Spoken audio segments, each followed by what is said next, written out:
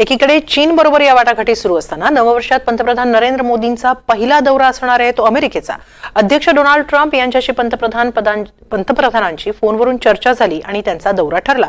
कदाचित फेब्रुवारीमध्ये हा दौरा असेल।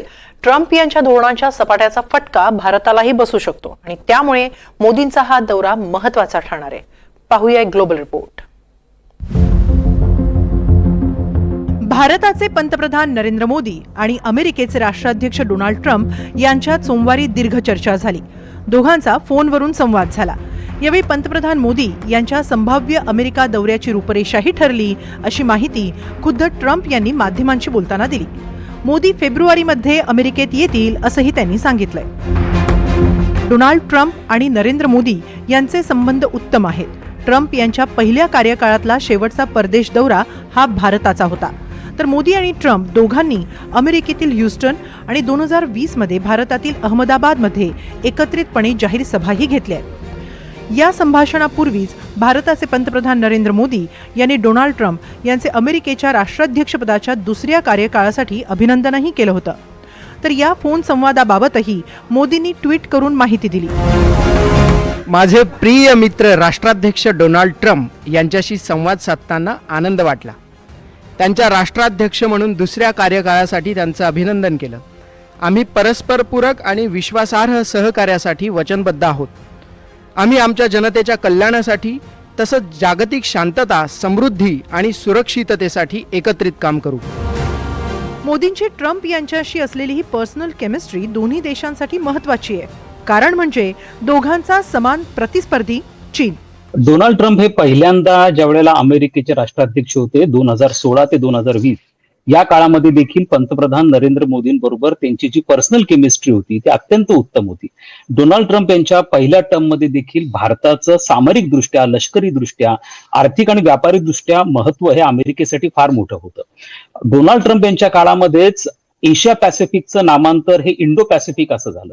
आपण प्रामुख्याने लक्षात घेतलं पाहिजे की ट्रम्प यांच्या धोरणामध्ये किंवा रणनीतीमध्ये रशिया हा त्यांचा शत्रू क्रमांक 1 नाहीये, तर चीन हा त्यांचा शत्रू क्रमांक 1 आहे।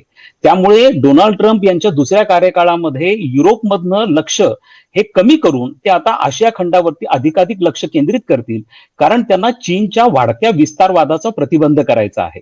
आणि जर चीनच्या वाढत्या विस्तारवादाचा प्रतिबंध करायचा असेल तर आशिया खंडामध्ये भारताशिवाय त्यांना पर्याय नाहीये। आणि म्हणून गेल्या 20 वर्षांपासून अमेरिकेचं हे अधिकृत धोरण आहे की चीनच्या विरोधामध्ये भारताला चीनचा काउंटरवेट म्हणून सातत्याने सहकार्य करणं। दरम्यान व्हाईट हाऊसनंही या भेटीबाबत माहिती दिली। दोन्ही नेत्यांनी अमेरिका भारत धोरणात्मक भागीदारी आणि इंडो पॅसिफिक क्वाड भागीदारी पुढे नेण्यासाठी वचनबद्धता व्यक्त केली आहे। पंतप्रधान नरेंद्र मोदी यांच्या व्हाईट हाऊस भेटीच्या योजनांवरही चर्चा झाली। तसेच राष्ट्राध्यक्ष डोनाल्ड ट्रम्प यांनी भारताकडून अमेरिका निर्मित सुरक्षा उपकरणांची खरेदी वाढवणं आणि द्विपक्षीय व्यापार संबंध वाढवण्यावर भर दिला।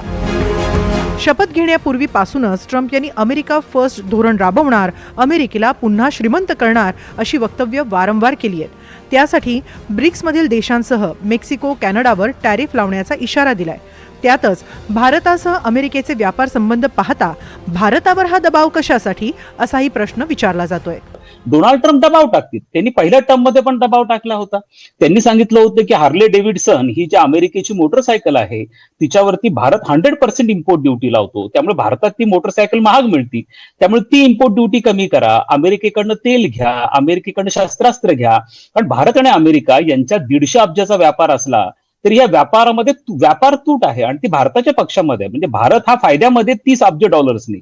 त्यामुळे ही व्यापार तूट कमी करण्यासाठी ट्रम्प भारतावर दबाव आणतील। भारताची मार्केट अमेरिकन वस्तूंसाठी खुली करावी, अधिकाधिक ऍक्सेस मिळावा म्हणून ते दबाव टाकतील। परंतु दबाव हा कधीही इतक्या मर्यादेपर्यंत नसेल की संबंध तुटतील। हे कोणताही अमेरिकेचा राष्ट्राध्यक्ष अशा पद्धतीने धाडस करणार नाही, कारण त्यांना भारताची गरज आहे। त्यामुळे अशा प्रकारचं दबाव तंत्र हे त्यांचं सातत्याने चालू राहील। मात्र त्या दबाव तंत्रामुळे दोन्ही देशांच्या संबंधात तणाव निर्माण झालेला आहे असं आपल्याला नाही म्हणता येणार। तसंच सध्या अमेरिकेत अवैध घुसखोरांविरोधात जोरदार कारवाईला सुरुवात झाली आहे। त्यात भारतीय नागरिकांचाही समावेश असल्याचं बोललं जात आहे। याबाबत बोलताना पंतप्रधान मोदी हे अशा भारतीयांबाबत योग्य तो निर्णय घेतील अशी आशा ट्रम्प यांनी व्यक्त केली आहे। भारताकडनं जर काही बेकायदेशीर अशी संख्या साधारणतः आजच्या घडीला 20,000 असण्याची शक्यता नाकारता येत नाहीये.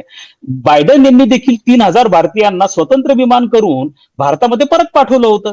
असाच प्रकार डोनाल्ड ट्रम्प देखील करतील, कारण बेकायदेशीरपणाचं समर्थन कुणीही करणार नाही. भारत देखील अशा पद्धतीने समर्थन करणार नाहीये, कारण ते काय भारतातनं गेलेले नाहीये, ते वेगवेगळ्या माध्यमातून अमेरिकेमध्ये घुसलेले असल्यामुळे भारत देखील अधिकृतरित्या अशा बेकायदेशीर लोकांचं समर्थनच करणार नाही. मात्र H1B व्हिसा सारखा प्रश्न आहे, भारतीयांना तिथं वास्तव्य करणाऱ्यांना ग्रीन कार्ड सारखा प्रश्न आहे. या बाबतीमध्ये भारताचा आग्रह नक्कीच असेल आणि मला नाही वाटत की डोनाल्ड ट्रम्प H1B व्हिसाची संख्या कमी करतील. ट्रम्प यांनी मोठमोठ्या घोषणा करून त्यांच्या अंमलबजावणीलाही सुरुवात केली आहे. त्यापैकी अवैध घुसखोरांची रवानगी, जागतिक आरोग्य संघटनेपासून फारकत, गल्फ ऑफ मेक्सिकोचं नामकरण अशा काही कारवायांचा समावेश आहे. त्यामुळे त्यांच्या टॅरिफबाबतच्या इशाऱ्याचा भारताला विचार करावा लागेल. शिवाय अमेरिकेकडून सुरक्षा उपकरणं विकत घेण्याबाबतही ट्रम्प दबाव आणू पाहतायत. त्यामुळे मोदी यांचे ट्रम्प यांच्याशी असलेले मैत्रीपूर्ण संबंध आणि अमेरिकेचं गेल्या अनेक वर्षांपासून असलेलं भारत धोरण, चीन या समान प्रतिस्पर्ध्याला आवर घालण्याचा दोघांचा प्रयत्न, या सर्व बाबी पाहता मोदींच्या अमेरिका दौऱ्यातून भारतासाठी काय साध्य होतंय हे पाहणं महत्त्वाचं ठरेल. शिवाय ट्रम्प दुसऱ्या कार्यकाळात भारतात येऊन हे संबंध अधिक दृढ करतात का हेही पाहणं महत्त्वाचं आहे. Bureau report, NDTV Marathi.